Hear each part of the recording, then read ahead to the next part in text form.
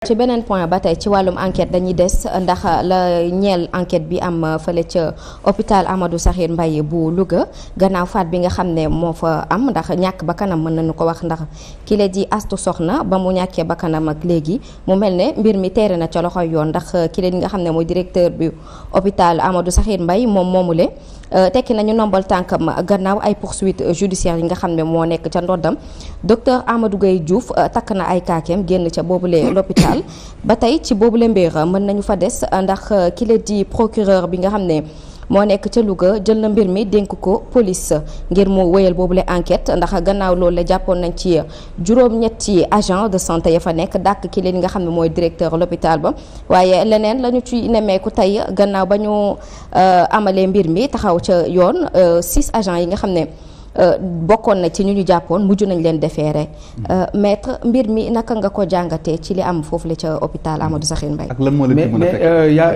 aussi une précision mooy 4 yi ñoom la ñu yóbbu kaso mais ñaar ñi dañ leen a bàyyi ñu ñibbi malgré que ñoom ñëpp ñooy comparaître le 27 devant la justice. di fàttali aussi ne ñaar ñooñu ñu bàyyi sax am na ñaar 6 sages-femmes yooyu noonu am na ñaar ñoo xam ne dañ cee wan lor donc association des femmes gis nañu. te pourtant au même moment am na ñu fi wan lor ñu yóbbu leen kaso. l'affaire Aïda Ndiong c'est ça.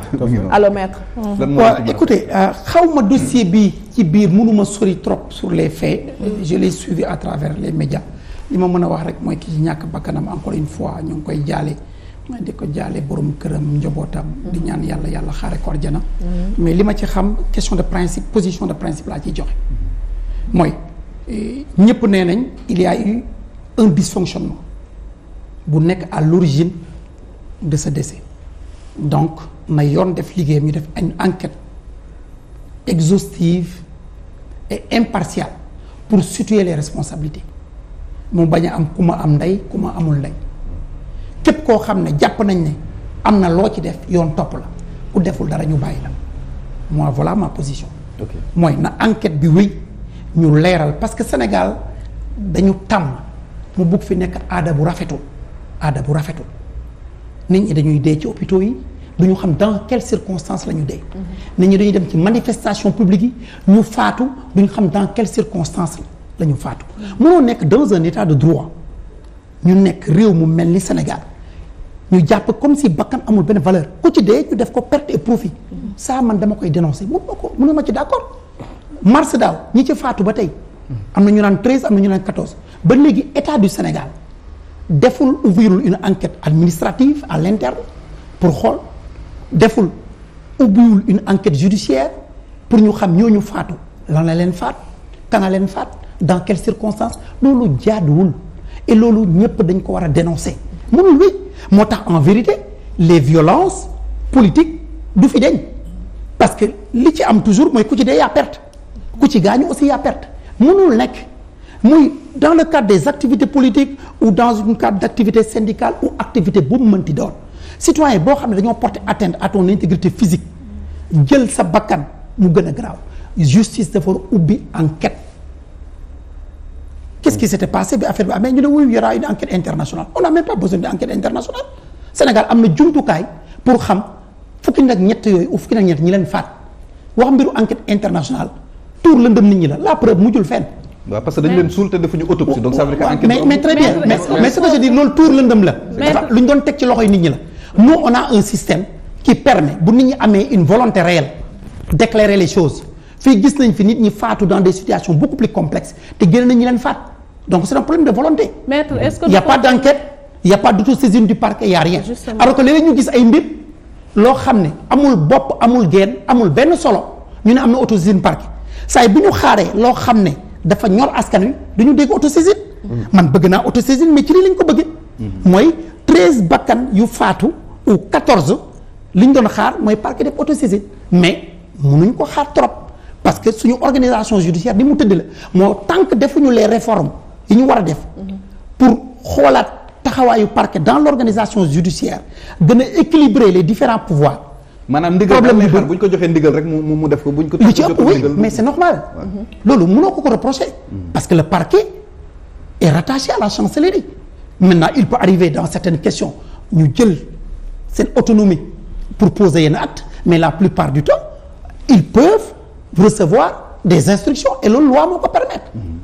donc il faut qu'on réforme ça. loi est-ce que loi lan lay wax ci fekkee ni Fatima Kidé mi ngi wax ci soxna si ñàkk bakkan foofu ci Louga waaye 14 morts yi nga wax su fekkee dafa am àpp plus de 2 ans wala plus de 3 ans s'il y a pas d'enquête est-ce que affaire bi dañ koy seeyal noonu.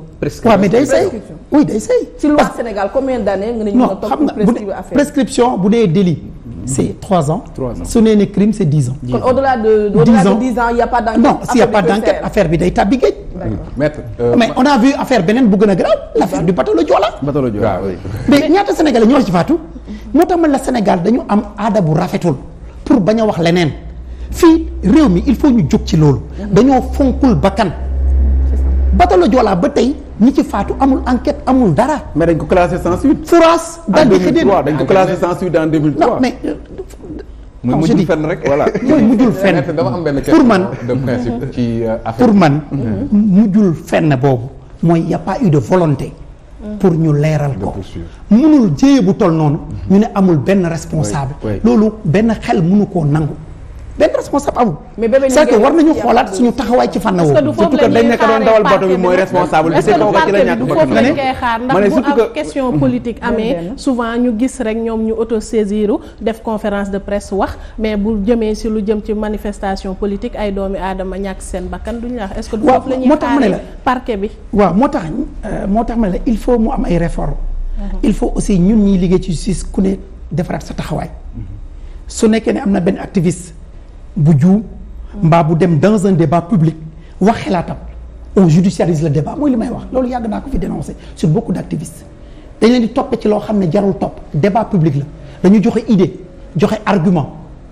donc booy tontu da ngay tontu idée contre idée argument contre argument programme contre programme projet contre projet loolu mooy société démocratique la société démocratique c'est une société de débat c'est pas une société de consensus c'est pas vrai. Dans une démocratie, le principe, c'est le dissensus. Loolu mooy démocratie. Il peut arriver exceptionnellement sur des questions d'une importance nationale qu'on cherche le consensus. Mais ça, c'est exceptionnel. Mais le principe, c'est le dissensus. Il faut laisser les gens dire ce qu'ils pensent. Dans le respect des lois et des règlements. Mais mënuñu travailler pour un consensus mou. À la limite, ci loolu liy sooxeel suñu démocratie là. Il est vrai qu'on a une démocratie. Ça, moi, je n'en doute pas. Mais je considère qu'on a une démocratie en maturation parce que dans une démocratie majeure du ñu jàpp nit parce que am na loo wax ci benn débat surtout que ba nga waxee ka war a tontu na ba yokk ci loo xam ne sax yow waxoo ko. kon à partir de ce moment là ça pose problème même s'il y a injure. oui. même à supposer oui je dis à supposer ça c'est le juge qui le dira. non j'ai juste posé la question. oui même s'il y a injure. non je dis oui je dis sur cette affaire c'est le juge qui dira. S'il y a injure, oui ou non. C'est pas à moi de le dire. Moi, je défends une partie pour être honnête. Dès lors que je défends une partie, je ne peux pas qualifier ça. Je dis, loolu lañ ma toppee suma client. Nous estimons que li ñu ko toppee amul. Et on le défendra au niveau du juge. Mais pour dire encore une fois, c'est ça le problème de fond.